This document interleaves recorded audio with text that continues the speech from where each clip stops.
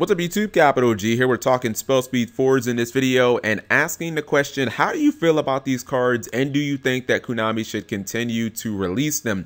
Now, if you don't know what spell speed 4 means, because it is not an official term, it's not something you can look up in the rule book that you get out of a structure deck and go find and do research on and find rulings and stuff like that. Spell speed 4 is actually a term created by the players and it refers to a card that you cannot respond to the activation. If you know spell speeds, and you probably do if you're watching this channel, you know there's obviously spell speed 1, there's spell speed 2 like regular traps and quick plays and quick effects, and then obviously you have spell speed 3, which is counter traps.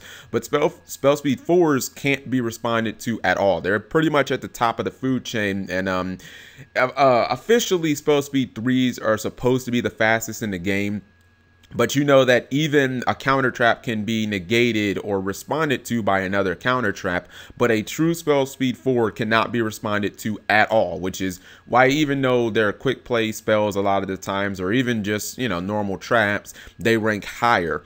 All right, now the reason I brought this up is because Konami is about to give us another spell speed 4 in the way of anti-magic arrows. It's a quick play spell, as a lot of the spell speed 4 are, and you see that the first line is what again makes it a spell speed 4. Cards and effects cannot be activated in response to this card's activation. That means that you can't use Alpha Nova, you can't use Yosenju's secret move, you can't use something like Solemn Scolding. None of those cards can actually be used to stop this. The effect reads during either player's battle phase until the end of the turn. Spells, traps, and spell trap effects cannot be activated. So a lot of people have been bringing up the point that the ability to activate a card and your opponent not be able to do anything about it makes a card broken. And I've actually gone back and forth about this because I'm one of the people who says that super polymerization shouldn't be banned. But a lot of people look to that card and say, well, Cap, there's no way in the entire game to stop this card. And I really don't have a defense to that because there isn't.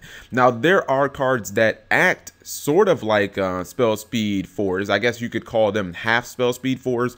Cards like Fire Formation, Goyoku, and Night Beam. These are cards that we know target a specific card, and the targeted card cannot be used or chained or activated in that situation.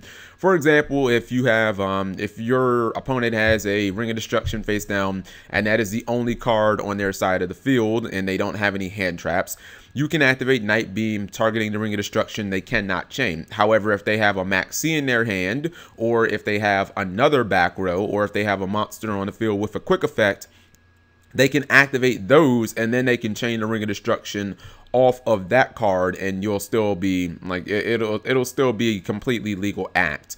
But with true spell speed 4s like Xe Encore, Super Polymerization, the anti-spell arrows, your opponent can't do anything. Now, I think that most players' biggest concern or biggest issue with spell speed 4s is even if the cards themselves aren't super powerful, a card like Spiritualism, which is basically like a 1-card giant Trunade, or even Xe Encore, he gets rid of an Xe, but your opponent does get the material, so technically it's like a -1, is the fact that they make a mockery of chain forming, and well, they just really don't allow chain forming, and even more so, they just make a mockery of spell speed 3s, counter traps. And if you play a deck that has to rely on defensive cards and they really need their ability to use their counter traps, decks like Infernity or decks like Gladiator Beast, Sertellon Knights would be another example. I mean, you're going to feel a certain type of way when your opponent does something and you just don't have the ability to respond to it.